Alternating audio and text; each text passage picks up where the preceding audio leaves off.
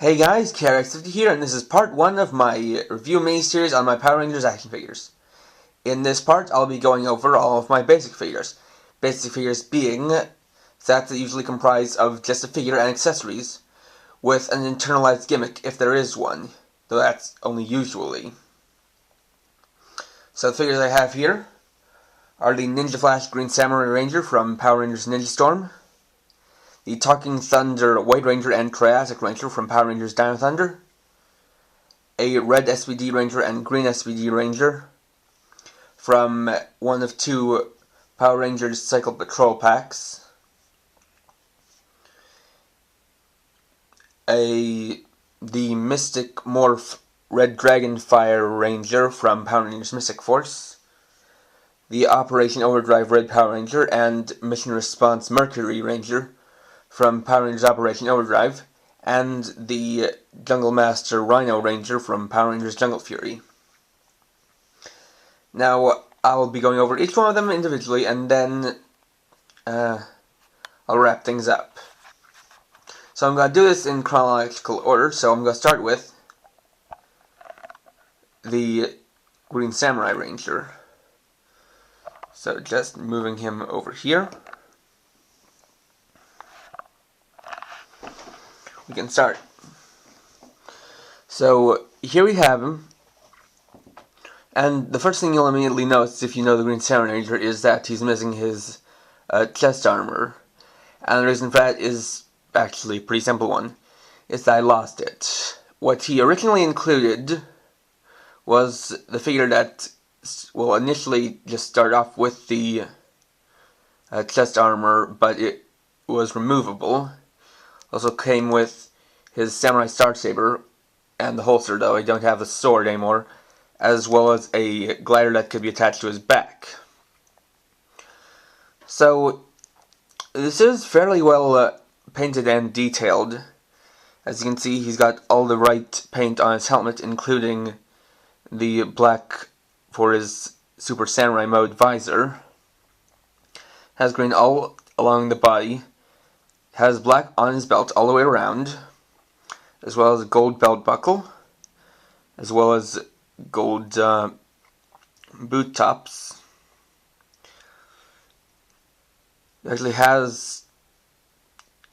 does have the kind of mesh texture that the gray parts of the Ninja Storm suits had, though it's obviously not going to appear too well on camera, as well as having gold wristbands and white gloves. As far as the physique goes, this one isn't too bad as far as Power Rangers goes. You've got well sculpted arms and well sculpted legs, which is a little bit muscle, but as is common with Power Ranger figures, the torso is exaggerated to where he has abs that really shouldn't be there, as well as a little bit of musculature on his back. Articulation-wise, he's got a full 360-degree rotating head, though the visor can't flip around to change him to the Super Samurai mode. He has 360-degree rotation at the arm, and you just saw the gimmick there. I'll just get to that a little more later.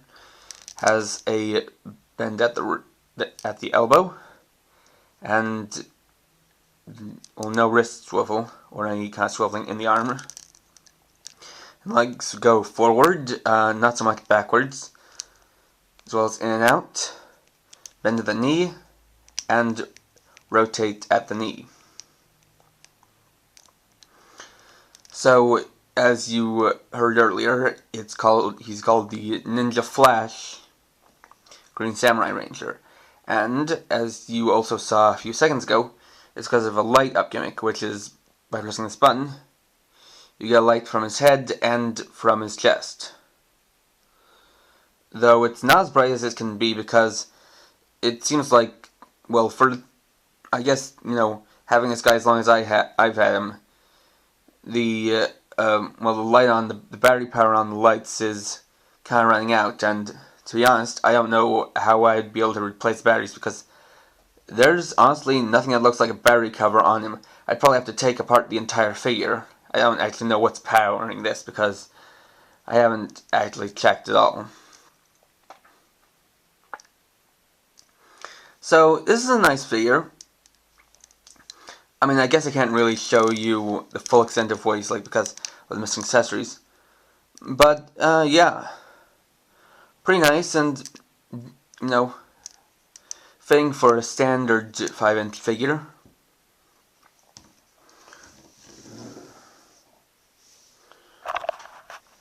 Next we've got the Dino Thunder White Ranger. Right here.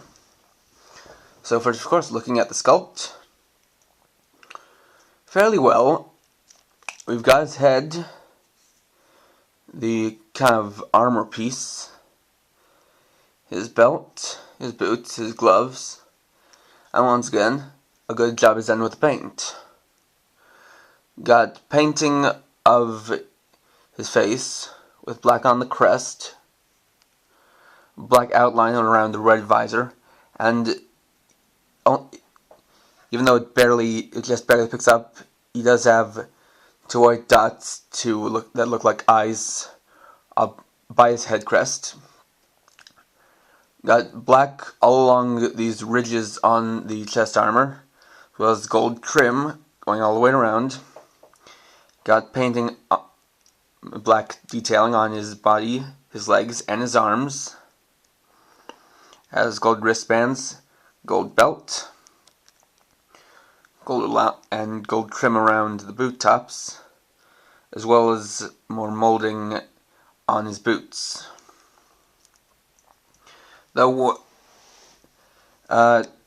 take a look at the the collar piece or chest armor. It's not molded onto the figure. It is kept in there using pegs and holes, but because of the way it's shaped, it can't be fully removed. Just popped out of place, which is something I found to be a little bit strange. Though there is a little thing with the mold that isn't quite correct, which is, well, something a couple things I can point out right now. It's the position of his holster and his morpher. The thing is, well, they're not quite, well, actually I do believe that they're actually on the wrong side.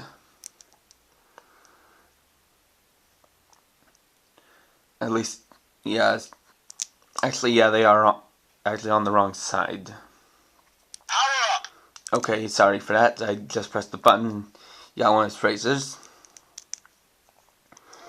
So, the holster here is supposed to be on this side, and the morpher here is on his right wrist when it's supposed to be on his left wrist. I don't know why Bandai of America did that with the mold, and it actually does pretty much confuse me. Additionally, his one accessory is his white Rhino sword in its, well, I don't know what this mode is called, because it's called, I guess it's kind of it's quill pen mode. And it's very well molded. It's got all the mold detail it needs to have, though it is completely unpainted white plastic. And despite how they have it on the wrong wrist, his morpher is well painted, though they painted the eyes, well, the eye on it gold instead of red as it's supposed to be. Articulation wise, it has a full 360 rotating head. Arms do rotate at the shoulder, but because of the chest piece, it's not full 360 degrees rotation. Has a single joint at the elbow, no wrist swivel, standard legs, forward and outward, knee bend, and thigh swivel, I guess. Now, as you saw, as I accidentally pressed his belt buckle, he is a talking figure. Though it's not all completely talking, as you'll see. So he makes 2 sounds, both activated when you press this belt buckle and they cycle. First is an attacking sound, and the second is a phrase. Power up! Power up! And obviously that's not the voice of the white Dino Ranger, just a voice they had record a line for the toy.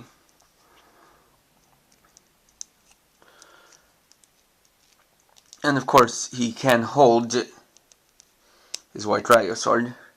It's right into his hand, though he does lack arm pose ability, so you can't really do much in terms of posing him.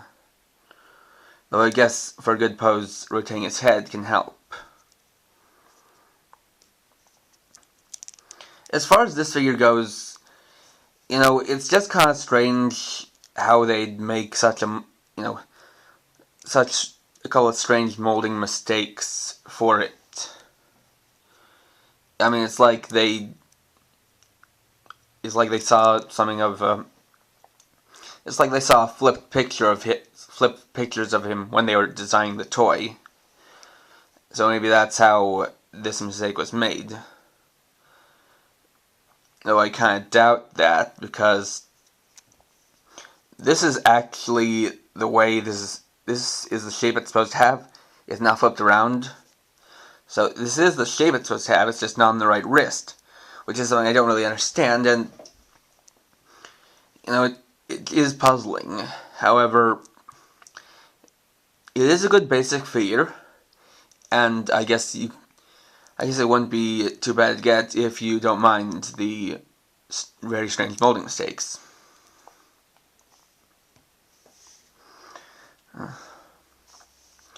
And forgive me if I'm a little rough with this. I'm not too, like I said, I'm not the best at reviewing figures because I don't buy figures too much, and they're not really my specialty.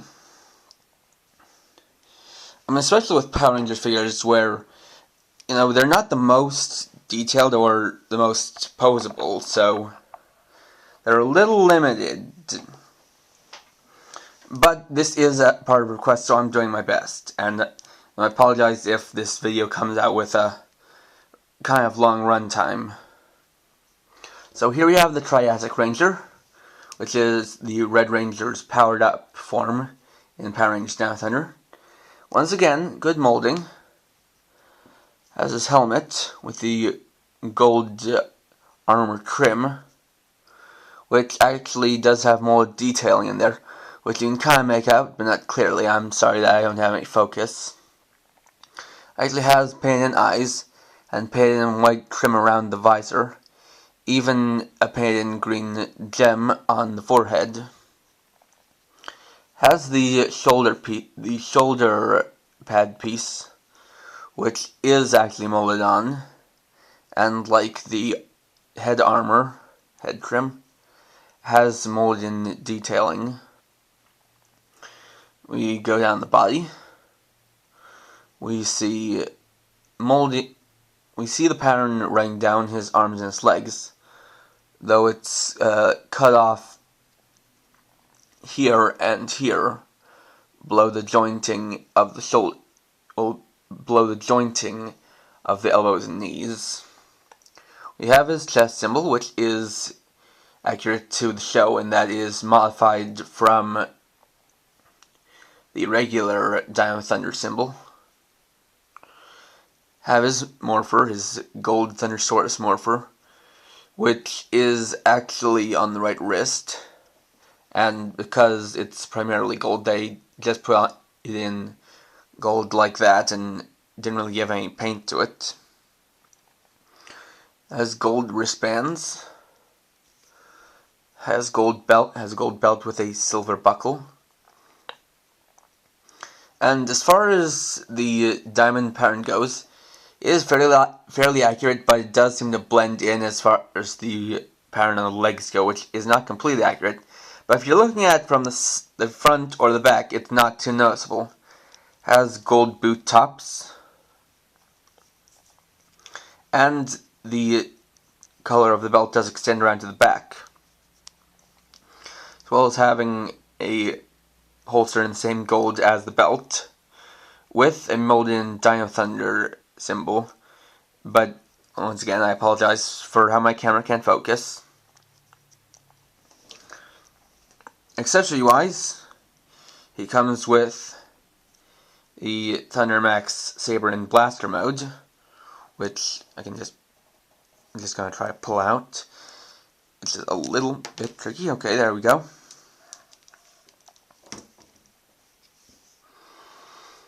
So, you got this right here. It is detailed right, has the proper hole to make it kind of look like make the negative space look like an eye, while the rest of it looks like a dinosaur head. No, it is all in red plastic. And it also comes with the Shield of Triumph, which is also well molded and has little bits of black paint here and down here, though I don't think these two spots are supposed to be there. It has all the molding detail that's there. Even on the back you can see molding detail. And actually is in the proper scale to the figure. And both can be held in either of his hands, though I'll show that off after the articulation. Like he has basically the same articulation as the White Ranger, has the rotating head, 360 degrees, has a little bit more arm movement but still hindered by his shoulder pads, has a single joint elbow, though unlike the White Ranger he has a wrist swivel on both wrists, has the same leg articulation, at being forward, slightly back, and outward. Though because of that forward thing, he also gets a little swivel like this. Has a single jointed knee and a thigh swivel. So,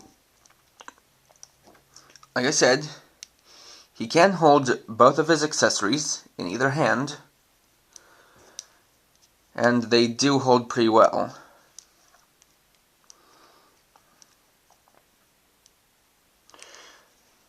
Now, as far as the physique goes, it's similar to the Green Samurai Ranger, but these Talking Thunder Rangers, both the White Ranger and the Triassic Ranger, have a little bit more musculature to them. As you can see, there is more muscle to the legs and to the arms, as well as still keeping the exaggerated abs, and a little bit more definition in the back muscles. So he also makes two sounds, which are activated, like with the White Ranger, by pressing his belt buckle. That, and T-Rex attack! Which is a little strange because the Triassic Ranger doesn't have the Tyrannosaur, and the Tyrannosaur is never actually called the T-Rex, or the T-Rex Zord. It's always called the Tyrannosaur. But these might have been made prior to, well, these might have just been made without much consent for what names were being given to the Zords in the show. I don't know how much information Bandai got when making these figures, but there's that.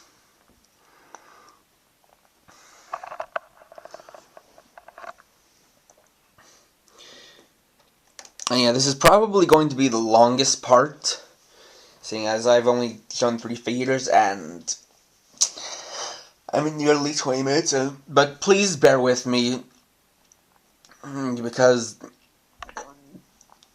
once these are out of the way, the other parts are not going to be quite as long.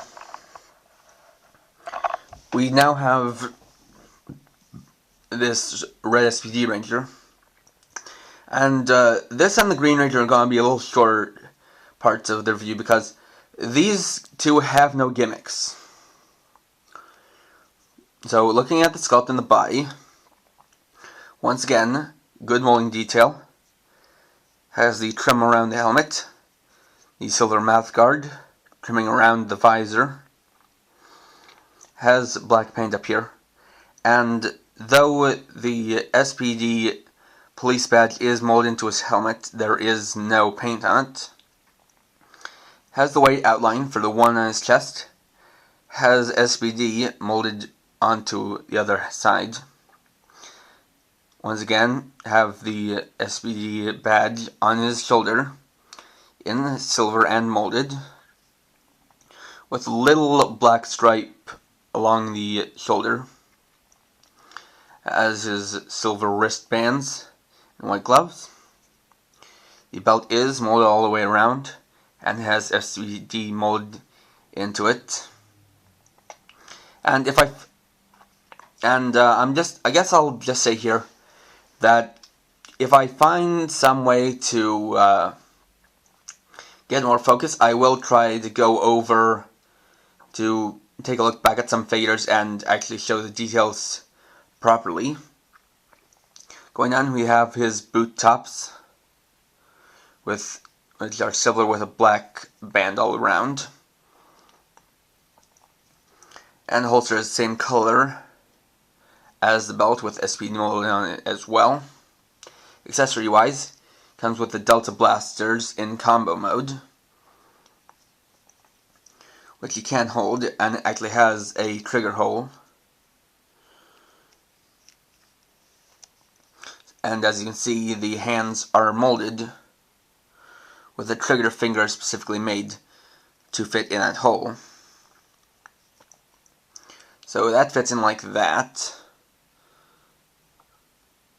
Though it's been a while since I got these figures, so I'm not completely sure how it goes into the holster, because I mean, it's got this little clip here, and nowhere on the blaster actually seems like it would properly fit, and the best I've been able to do is this, but I'm actually not sure.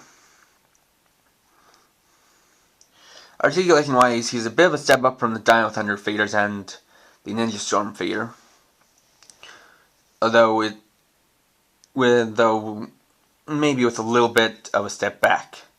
This figure has no head articulation, it's completely stiff, has full 360 degrees rotation of the arms, and unlike the figures before him, it has an outward swivel that goes up and down, has a single joint elbow, and a wrist joint, though he doesn't have a forearm swivel.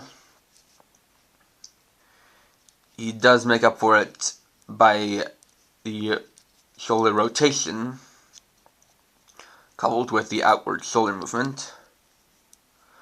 Legs go forward and back, in and out, and have rotation like that. Single joint knee, and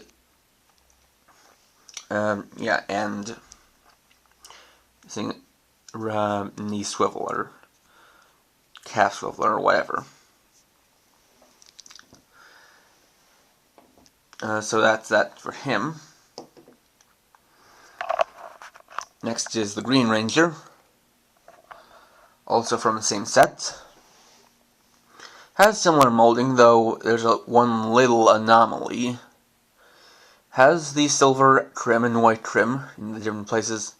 Has the black paint here, silver mouthguard, though they actually left this unpainted and green, whereas the siren part on the side of the head, oh no, I dropped him. It's okay. As I was saying, this is supposed to be red on all Rangers, but since this feeder has no gimmick, and the gimmick for the feeders of this similar mold were a red light on the sides of heads, they decided to not just leave it be and not even paint it red. Has the molding for the 3 with the white outline, once again extending to the back, belt buckle, shoulder badge, wristbands, boot tops, holster.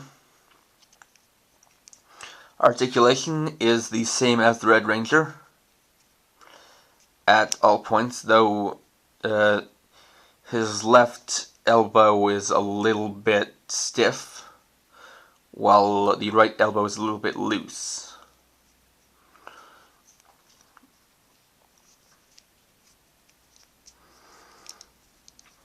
And comes with a Delta Max Striker in its blaster mode of sorts. I don't really remember what it's called or know if this formation even got a name. It might have been called Delta Max Blaster. And the hand is rather stiff, so putting it in is a little bit on the tricky side. Maybe I can try with the other hand.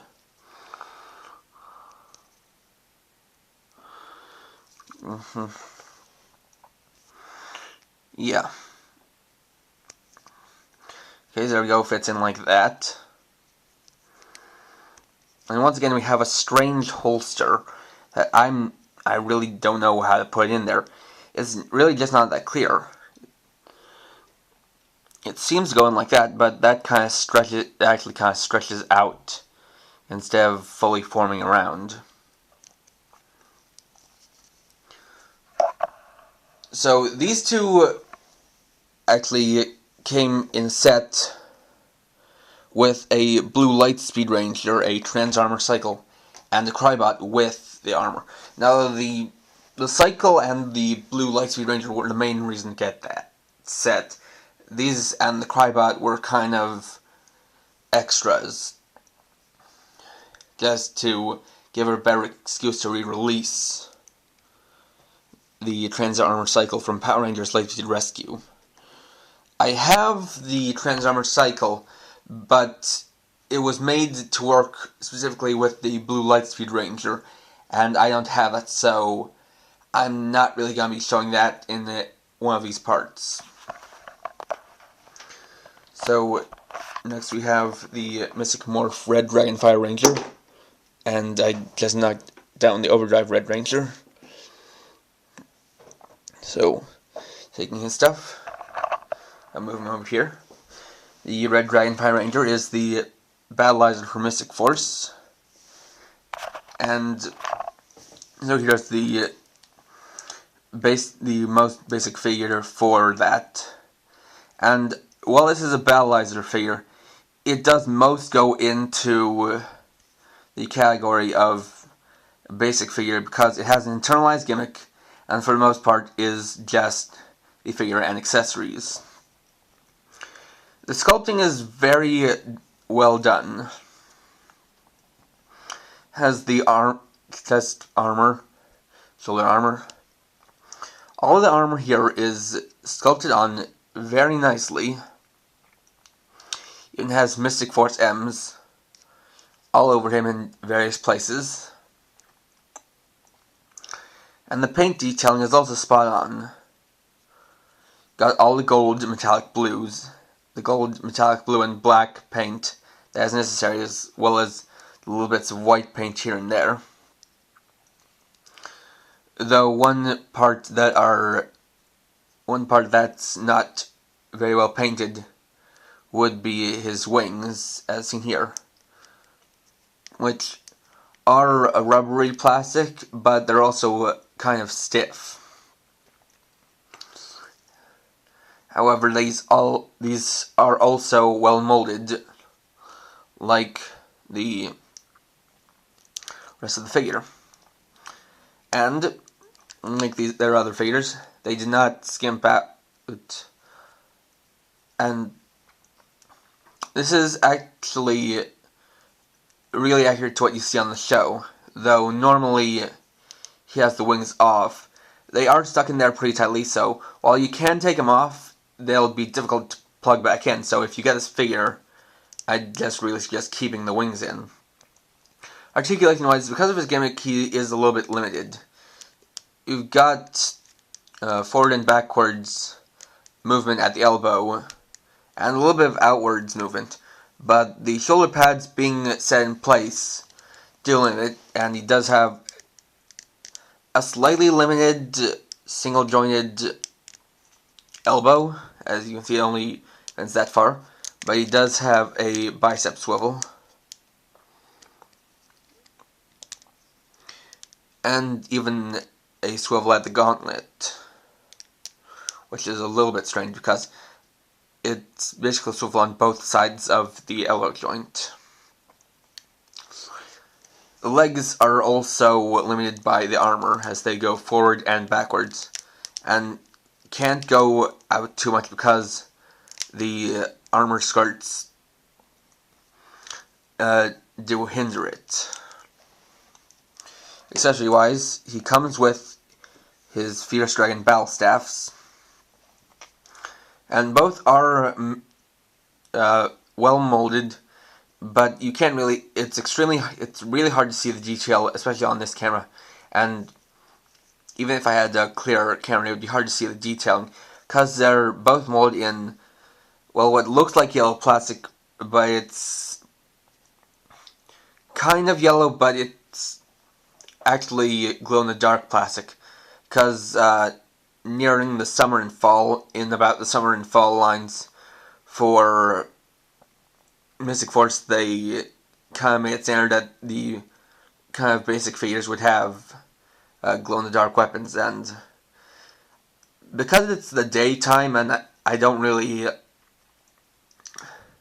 well, I can't really show you the glow-in-the-dark feature. I could try to, but wouldn't appear too well on the camera. It'd be a little bit of a hassle. And you can hold both of them, but since I have not done much with this figure, his hands have also kind of stiffened up.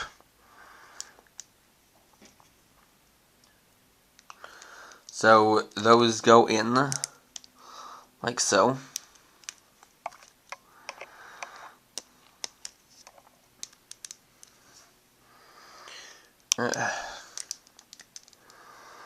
Like so. And now I've showed those off, I can get to the Mystic Morph gimmick. As you can see, there's his head is kind of a little bit separate from the sides and top of the helmet, and there is also this clear plastic screen on his chest, as well as the belt buckle M being a little bit raised, and that's because it's a button which activates a rotating face gimmick, which has two alternate faces, which you get simply by pressing in the belt buckle like so. The first face is a silver human face, which is actually a partial step from transforming from the Red Legend Warrior into the Red Dragonfire Ranger, which has a little bit of gold along the silver chest, and the second one is a green face and green chest for his final attack. Then you're getting back to the regular Red Ranger face and chest. The order seems a little bit out of place because it's not really quite proper. What I would expect as the right order is actually what you'd get if this thing rotated in the opposite direction. The first being this, which is the transition face into the Red Dragonfire Ranger, then the face for the Red Dragonfire Ranger, and then the final attack face. However, they don't skip out on the paint details for these alternate faces either. And the silver is, we actually have a chrome face here. For which the case, chrome is not something you see too often on Power Rangers figures, so it is unique in that way.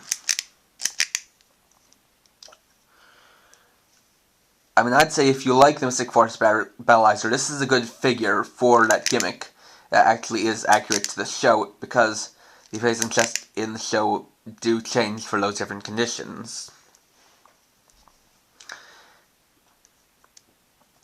So there we have that. Next we have the Operation Overdrive Red Power Ranger.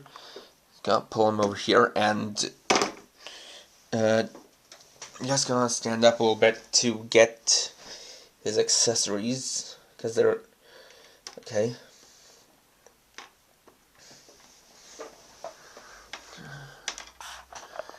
Got those there.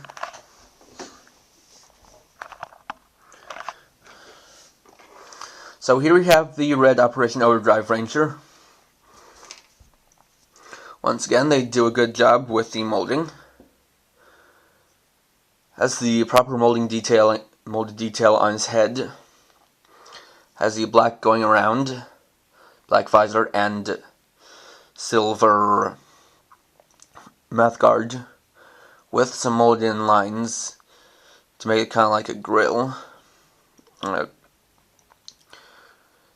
Has the visor, well, the kind of headlights part of the visor up here. Has the silver shoulder pads. White going down his body, going down the legs, and as well as the inside of the arms. That stops at the silver gauntlet cuffs and boot tops. Has the Operation Overdrive symbol, which has at least the silver part painted, though you can actually see that, well, you might be able to see that the part going through it, the compass needle part that's going through it, is, well, in a kind of clear plastic, which I'll get to later because that's for the gimmick. Has a silver belt, and that goes all the way around, as well as silver belt buckle. And so once again, a good job with the painting, and as well as a good job on the detailing. Once again, we have a ranger that is a little bit over muscled. You can clearly see that he's got bulging biceps and bulging thigh and calves. Though interestingly enough, the gauntlets and boots don't show any abnormal muscles, as well as a very muscular chest and back. Articulation-wise, he can't move his head, but that's because of the gimmick. Has 360 degrees arm rotation, and like we've been getting with the more recent figures since SPD, can move his arms outward, and has a bend at the elbow, as well as a wrist swivel at the gauntlet, or glove, whatever you want to call it. Has a little bit more to the leg articulation. It can go forward a little bit, back, can go in and outward, but it's actually on a little bit of a ball swivel. So he's got a thigh swivel right there, and then the knee. And because he doesn't have ankle swivel, the thigh swivel is to make up for that. And this, once again, single jointed knee. And I guess one thing you've been noticing is that essentially Power Rangers figures don't really have waist joints. I don't know why that is, but they just don't seem to have them.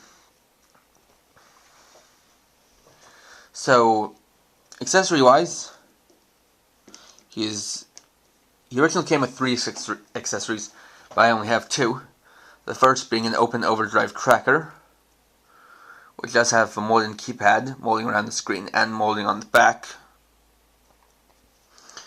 that he can hold in his hand.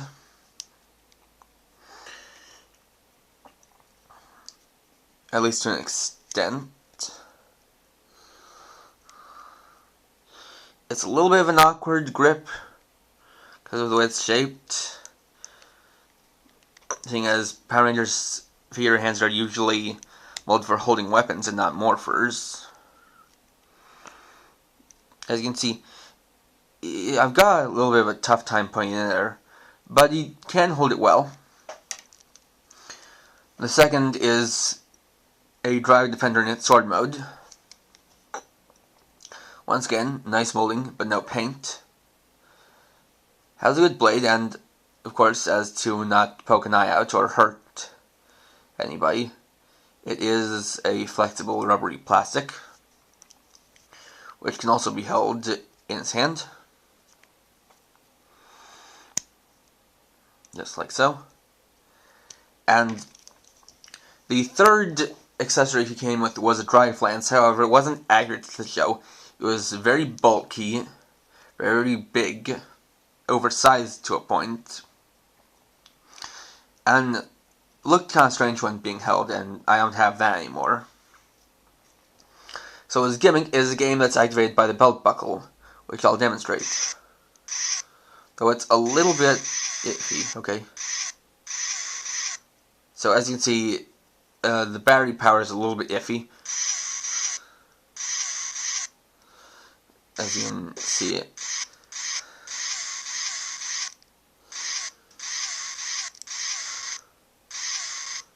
So, yeah, I wish I could show you the game fully. It's a little bit iffy, a little bit glitchy. But as you can see, both the head and the chest light up.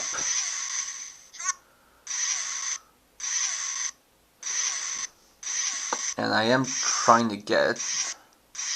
It was working like a few minutes, like before I started this review. Second.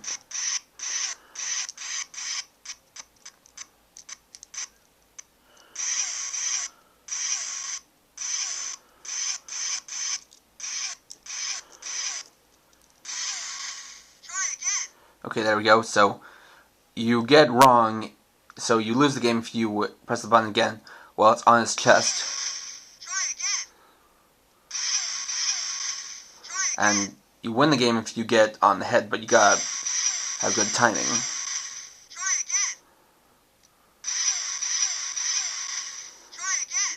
I'll just keep going until I show you how the sound you get when you win.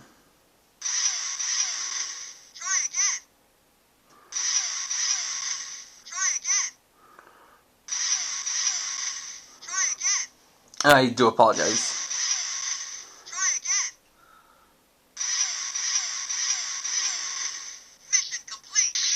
Okay, so there we go. Yeah, it's an interesting gimmick, and it is nice to see a figure making use of two different lights, one red in the chest and one green in the head. So, this is a nice figure, for what it's worth. And next we have the Mission Response Mercury Ranger, and I'll get to the Mission Response part in a bit.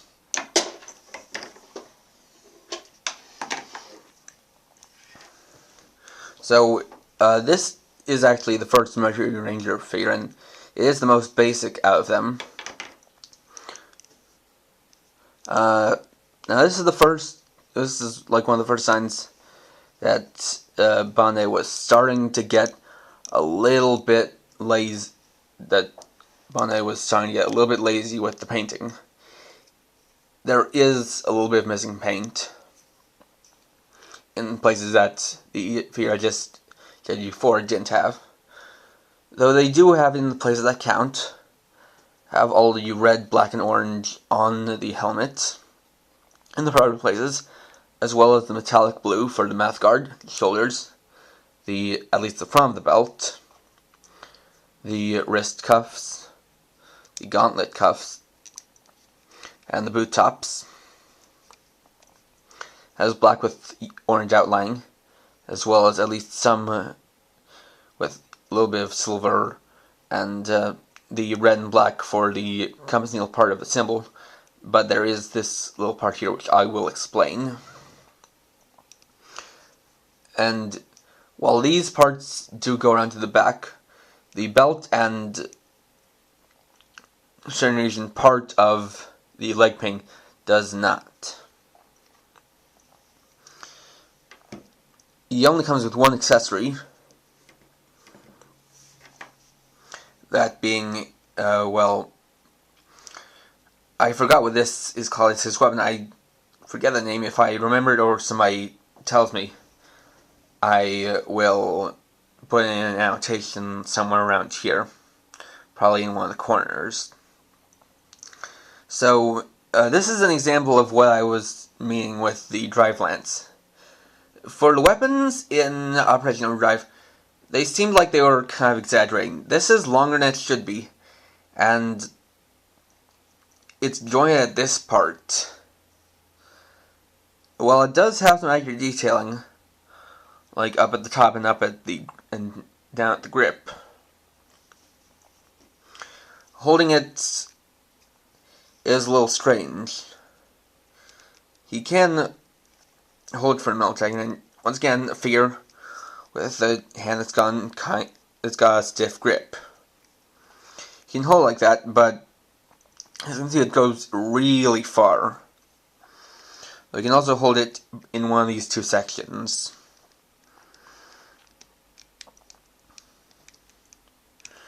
Though that is kind of tough with the stiffened grip.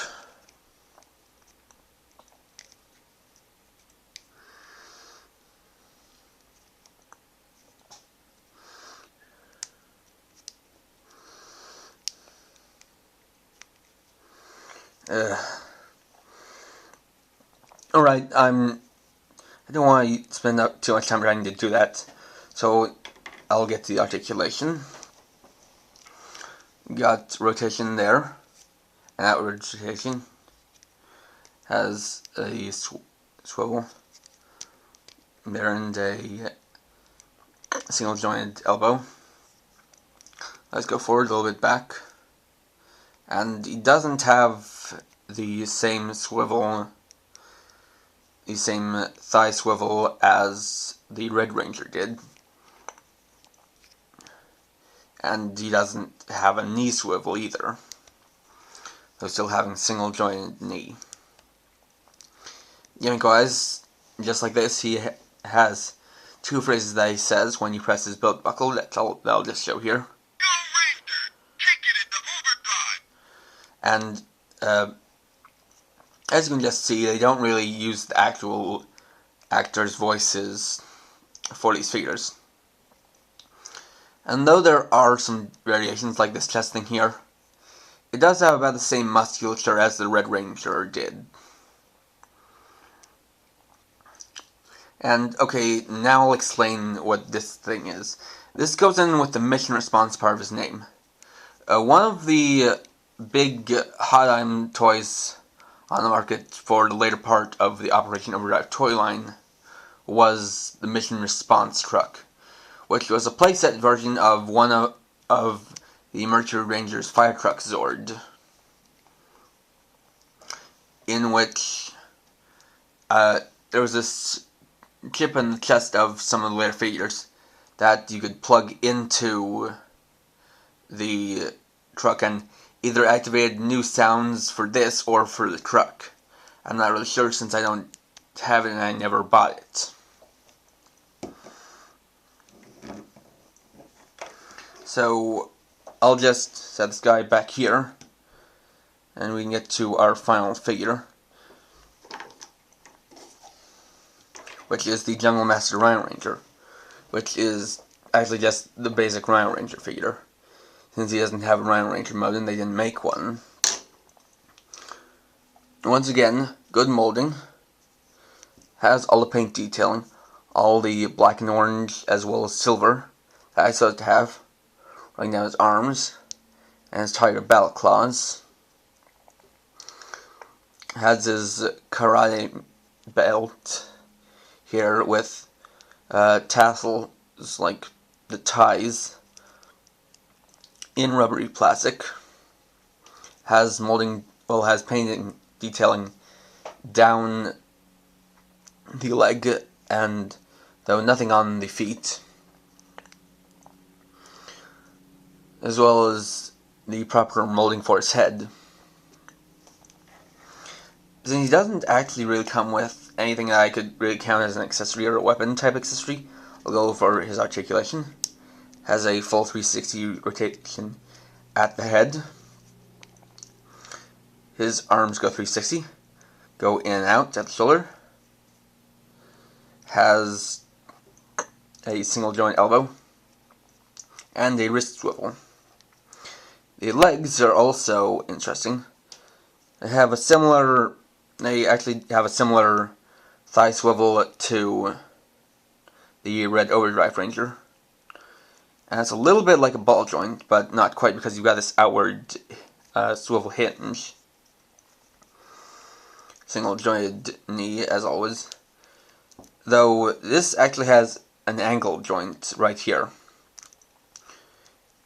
And one thing that you would also notice is that he has realistic proportions and doesn't have any exaggerated muscles, which it was something that was notable about the Jungle Fury figures. What he does come up with is this. It's a little kind of USB drive that has a Rhino on it to represent his Rhino Zord, or Rhino Spirit Zord.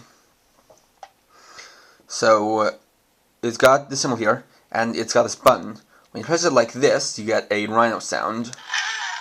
And when you plug it into his back here, you get his morphing sound.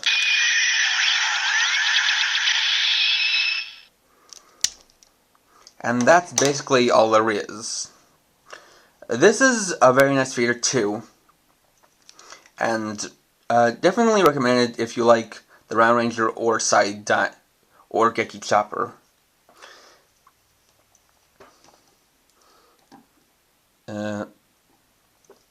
I'll just move back here, and I'm gonna just wrap this up quickly because I'm running out of battery power. These are all interesting figures. I mean, I don't really know which ones I can recommend and which ones I can't. If you want to buy one of these, you'll have to check online because these really can't be found in stores anymore. And I am sorry that this took so long. I'll try to make the next parts much shorter. So, I'm just going to wrap it up by saying, stay tuned for more. And for now, this is KRX50, riding off.